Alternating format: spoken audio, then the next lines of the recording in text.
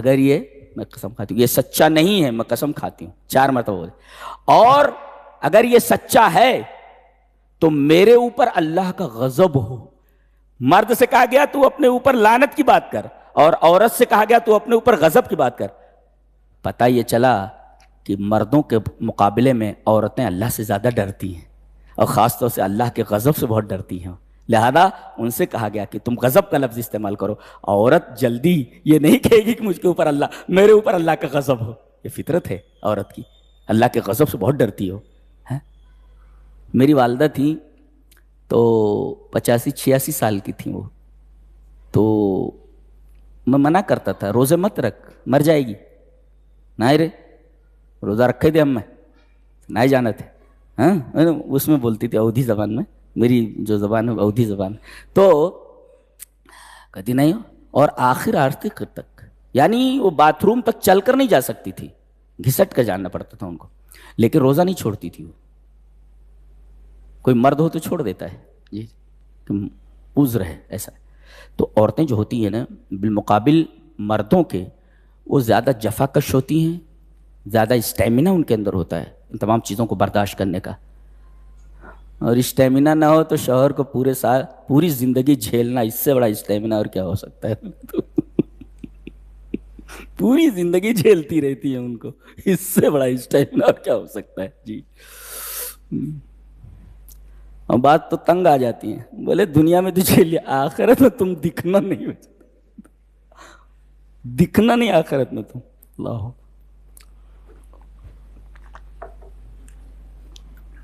اس کے بعد چونکہ الزام کی بات آئی تو حضرت عائشہ رضی اللہ تعالی عنہا کا واقعہ ذکر کیا گیا، واقعہ افک۔ یہ در حقیقت 5 ہجری میں ہوا تھا، 5 ہجری میں۔ اس غزوے کو غزوہ بنو مستلق کہا جاتا ہے، سن 5 ہجری میں ہوا یہ۔ تو یہ غزوہ شعبان میں ہوا تھا، شعبان سن 5 ہجری۔ یہ غزوے کا نام غزوہ بنو مستلق۔ وہ حضرت عائشہ رضی اللہ تعالیٰ عنہ حاجت کے لیے کہیں درختوں کی طرف چلی گئی تھی، جھاڑیوں کی طرف، اور ادھر قافلہ چلا گیا تھا۔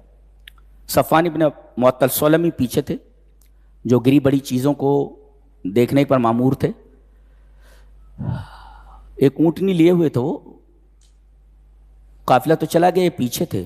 جب انہوں نے مڑ کر کے دیکھا تو حضرت عائشہ رضی اللہ تعالیٰ عنہ کا وہ بیٹھے ہوئے دیکھا، کہا سبحان اللہ، اللہ کے رسول کی زوجہ محترمہ یہاں چھوٹ گئی۔ انہوں نے اونٹ کو بٹھایا اور پھر قافلے تک لے جا کر کے چھوڑا۔ منافقین کو کیا چاہیے تھا؟ شوشہ چاہیے تھا، لے کر اڑ گئے وغیرہ وغیرہ، کو معلوم ہے سب۔ تہمت لگائی ہے حضرت عائشہ رضی اللہ تعالیٰ عنہ پر۔ اللہ تبارک و تعالیٰ نے یہ 10 آیتیں ان کی برات میں نازل فرمائیں۔ ایک تو حضرت یوسف علیہ السلام پر تہمت لگائی گئی، تو عزیز مصر کی بیوی کے خاندان ہی کے ایک بچے نے، کہتے ہیں وہ شیرخوار بچہ تھا، اللہ نے اس کو گویائی کی توفیق دی۔ اس نے کہا کہ فیصلہ یہ ہے کہ پیچھے سے اگر کرتا پھٹا ہے تو دیکھا جائے، آگے سے پھٹا ہے تو دیکھا جائے۔ یہ فیصلہ اس نے کیا، شہید شاہد من اہلیہ۔ اور حضرت مریم علیہ السلام کی پاک دامنی اور عفت کی گواہی دی تو ایک بچے نے دی گہوارے میں، حضرت عیسیٰ علیہ السلام نے۔ اور حضرت عائشہ رضی اللہ تعالی عنہا کی عفت کی گواہی اللہ تبارک و تعالی نے قرآن میں نازل فرمائی، جو 10 آیتیں ہیں، قیامت تک لوگ تلاوت کرتے رہیں۔ حضرت عائشہ رضی اللہ تعالی عنہا کی پاک دامنی پر یہ آیات اتری، 10 آیات۔ جی، تو روکا گیا کہ کسی پہ الزام نہ لگایا جائے۔ جی، اس کے بعد اس پر قدغن لگائی گئی کہ معاشرے میں کوئی بھی فحاشی نہ پھیلائے۔ جی، مخرب اخلاق لٹریچر ہیں، گندی فلمیں ہیں، اسی طریقے سے کوئی بھی چیز جس کا تعلق فحش سے ہے، پھیلانے سے منع کیا گیا ہے۔ کہا گیا کہ ان الذین یحبون ان تشیع الفاحشۃ فی الذین آمنوا لہم عذاب علیم فی الدنیا والآخرہ، ایسے لوگوں کے لیے دنیا اور آخرت دونوں میں عذاب ہے۔ تو اس پر قدغن لگائی گئی کہ معاشرے میں گندگی اور بدکاری کے اسباب نہ پھیلائے جائیں۔ اور آگے یہ کہا گیا کہ کوئی آدمی گھر میں بلا اجازت داخل نہ ہو، کم سے کم 3 مرتبہ سلام کرے، سلام کا جواب نہ ملے واپس چلا جائے۔ جی، یہ کہا گیا۔ اور اس کے بعد یہ فرمایا گیا کہ مرد اور عورت جب ایک دوسرے کو دیکھیں تو اپنی نگاہ نیچی کر لیں، جی اپنی نگاہ نیچی کر لیں. دونوں کو خطاب کر کے کہا گیا، فرمایا گیا کہ قل للمؤمنین یغضوا من ابصارہم ویحفظوا فروجہم. ایک تو کسی کے گھر میں بلا اجازت داخل نہ ہو، جی جی، اور دوسرے مومنین سے کہہ دیجئے کہ وہ اپنی نگاہیں نیچی رکھیں. ایک پھر کہا گیا وَقُلْ لِلْمُؤْمِنَاتِ يَغْضُضْنَ مِنْ أَبْصَارِهِنَّ، اور مومنہ عورتوں سے کہہ دیجئے کہ وہ اپنی نگاہیں نیچی رکھیں. عجیب بات تو یہ ہے کہ یہاں پر نگاہیں نیچی کرنے کا تذکرہ، غض بصر کا تذکرہ پہلے ہے اور حفظ فروج کا بعد میں ہے. کیوں؟ شرمگاہ کی حفاظت کا تذکرہ بعد میں ہے اور نگاہیں نیچی کرنے کا تذکرہ پہلے ہے. کیوں؟ اس لیے کہ البصر برید الزنا، اس لیے کہ نگاہ ہی زنا کا ڈاکیا ہے، جی اس کا رہبر ہے، وہ یہی نگاہ ہی زنا تک پہنچاتی ہے. لہذا نگاہ کو نیچی رکھنے کے لیے کہا گیا. لہذا لڑکیوں کو بھی نگاہ نیچی رکھنی چاہیے اور لڑکوں کو بھی. میں ایک صاحب سے بات ہو رہی تھی تو میں نے کہا کہ بھئی کیا طریقہ اختیار کیا جائے کہ لڑکے لڑکیوں کی طرف ایک نظر دیکھنے کے بعد دوسری نظر نہ ڈالیں، اور لڑکیاں لڑکوں کو ایک نظر دیکھنے کے بعد دوسری نظر نہ ڈالیں. تو ہمارے ایک ساتھی ایک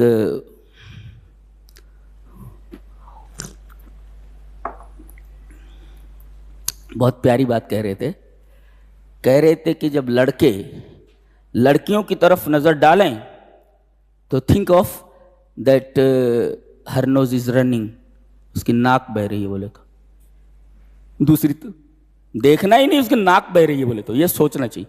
اور لڑکیوں کو چاہیے کہ جب وہ لڑکوں کو ایک نظر دیکھیں تو ان کو سوچنا چاہیے think of that is taking the mucus out of his nose, کہ وہ اپنی ناک سے جو ہے وہ نکال رہا ہے، کہ ناک کے چوہے نکال رہا ہے. کبھی کبھی ناک کے چوہے نکال کر اسے دیکھتا، معلوم ہوتا ہے تو کوئی سونا یا چاندی ہے تو دیکھنا چاہیے he is taking the mucus out of his nose، اپنی ناک سے وہ ناک کے چوہے نکال رہا ہے. تو مجھے بڑی ہنسی آئی، میں نے کہا اچھا ہے، یہ بتا دینا چاہیے لڑکیوں کو بھی اور لڑکوں کو بھی. لڑکے لڑکیوں کو دیکھیں سمجھو اس کی ناک بہ رہی ہے، اور لڑکیاں جب لڑکوں کو دیکھیں تو نکال رہا ہے، سونا نکال رہا ہے کہ چاندی نکال رہا ہے، تو دوسری مرتبہ نہیں دیکھیں گی. اچھا ہے یہ جی. اب اس کے بعد یہ کہا گیا کہ پردہ کس سے ہے، پردہ کس سے ہے؟ بتا گیا عورت کے جسم کا کوئی حصہ اس کے شوہر کے لیے پردہ نہیں ہے. ایک دوسرے، عورت کے جسم کا ہر حصہ اجنبی کے لیے پردہ ہے. ایک تو اس کے بدن کی زینت جو ظاہر ہو جائے وہ تو مجبوری ہے، یا مجبوراً کسی کے سامنے عضو کو کھولنا پڑے جیسے ڈاکٹر وغیرہ کے سامنے. اس کے علاوہ وہ اپنے اعضاء کو کسی کے سامنے ظاہر نہیں کر سکتی. ہاں 12 لوگ ہیں کہ جن کے سامنے اپنی زینت کو ظاہر کر سکتی ہے. زینت کا مطلب ہوتا ہے جہاں جہاں عورتیں وہ سونا چاندی وغیرہ کی جو زینت کی چیزیں ہیں وہ پہنتی ہیں، جیسے ناک میں نتھنی ہے، اور اس طریقے سے کان میں بالیاں ہیں، سینے پر ہار ہے، اور اس طریقے سے انگلیوں میں انگوٹھی ہے، اور ہاتھوں میں بازو بند یہ ہے، کڑے ہیں، کنگن ہے، بازو بند ہے. تو جہاں جہاں عورتیں زیورات ڈالتی ہیں پہنتی، ان کا ظاہر کرنا اجنبی کے لیے، اجنبی کے سامنے جائز نہیں ہے. ہاں 12 لوگ ہیں جن کا تذکرہ کیا گیا، باپ ہے، بیٹا ہے، اور اس طریقے سے بھانجا ہے، 12 ہیں ان کے بارے میں بتایا گیا. اس کے بعد یہ کہا گیا کہ جن کی شادی نہیں ہوئی ان کی شادیاں کرا دو. جی یہ کہا گیا اس لیے کہ معاشرے کو پاک رکھنے کے لیے ضروری ہے کہ بچہ جوان ہو جائے اس کی شادی کی فکر کرنی چاہیے. ایک اور دوسرے، انسداد قحبہ گری، یہ جو چکلے ہیں جہاں لوگ جا کر کے اپنی ناجائز خواہشیں پوری کرتے ہیں، اس پر قدغن لگائی جائے. جی یہ ہے، یہ کہا گیا وَأَنكِحُوا الْأَيَامَ مِنكُمْ وَالصَّالِحِينَ مِنْ عِبَادِكُمْ وَإِمَائِكُمْ إِنْ يَكُونُوا فُقَرَاءَ يُغْنِهِمُ اللَّهُ مِنْ فَضْلِهِ وَاللَّهُ وَاسِعٌ عَلِيمٌ. کیا کیا احکام دیے جا رہے ہیں. وَلَا تُكْرِهُوا فَتَيَاتِكُمْ عَلَى الْبِغَاءِ. بغا کا مطلب ہوتا ہے بدکاری کرنا. بدکاری کرنے کے لیے پورا ایک وہ ہوتا ہے، پورا ایک علاقہ ہوتا ہے. جی جہاں جاتے ہیں لوگ، تو انسداد قحبہ گری، اس پر قدغن لگائی گئی.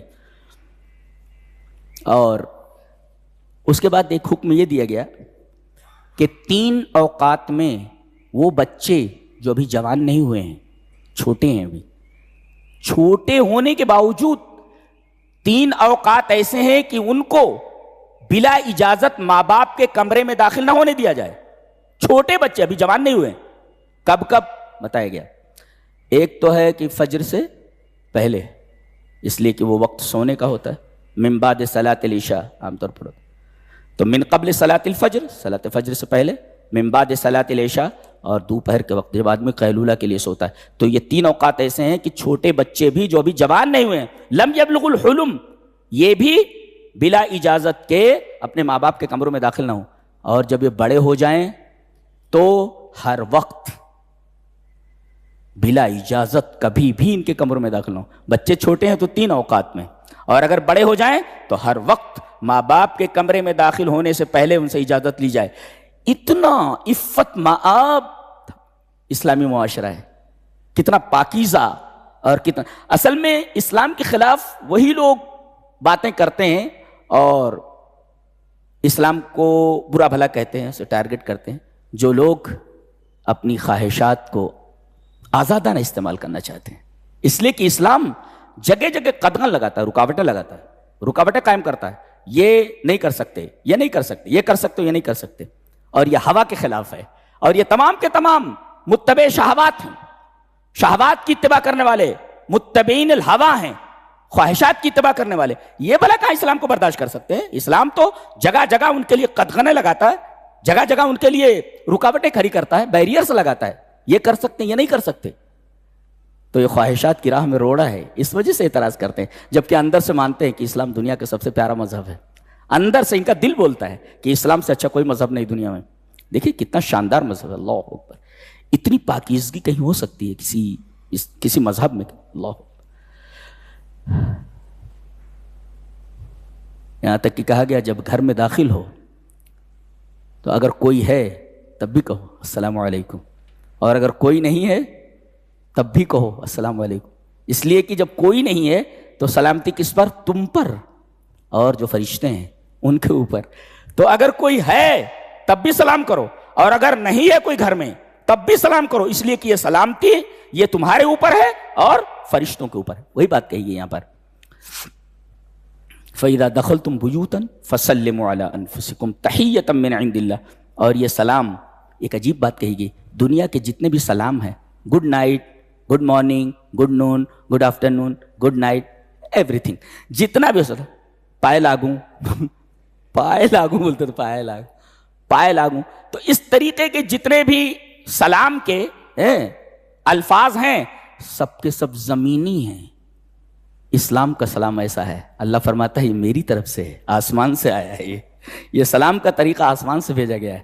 تو دنیا کے جتنے بھی سلام کے طریقے ہیں سب زمینی ہیں، اور ہمارا جو اسلام کا جو سلام کا طریقہ ہے وہ آسمانی ہے. اللہ نے فرمایا تحیۃ من عند اللہ. جی، اور اس کے اندر برکتیں بہت ہیں، اس لیے کہ سلام کا یہ طریقہ ہر جگہ چل سکتا ہے. جی، ایک دوست اپنے دوست کے گھر گیا، اس کا باپ مر چکا ہے، کیا بولے گا؟ گڈ مارننگ بولے گا، بہت مار کھائے گا، اس لیے کہ یہاں تو سارا بیڈ پڑا ہے، یہاں تو گڈ کہاں ہے. لیکن مسلمان اگر پہنچے السلام علیکم تو چاہے زندہ ہو چاہے مردہ ہو سب کے اوپر سلامتی. یہ جو مر گیا اس کے اوپر بھی سلامتی، گھر والوں کے اوپر سلامتی، یہاں جو فرشتے آئے ہوئے ہیں ان کے اوپر بھی. کیا بات ہے! اللہ نے فرمایا دنیا کے تمام سلام زمینی ہیں، اور ہم نے جو اسلام کو سلام دیا ہے وہ تحیۃ من عند اللہ، اللہ کی طرف سے یہ سلام آیا. تحیہ من عند اللہ، اللہ کی طرف سے یہ سلام آیا ہوا ہے. یہ فرق ہے ہمارے سلام اور دیگر مذاہب کے سلام میں. یہ رہا 18ویں پارے کا خلاصہ.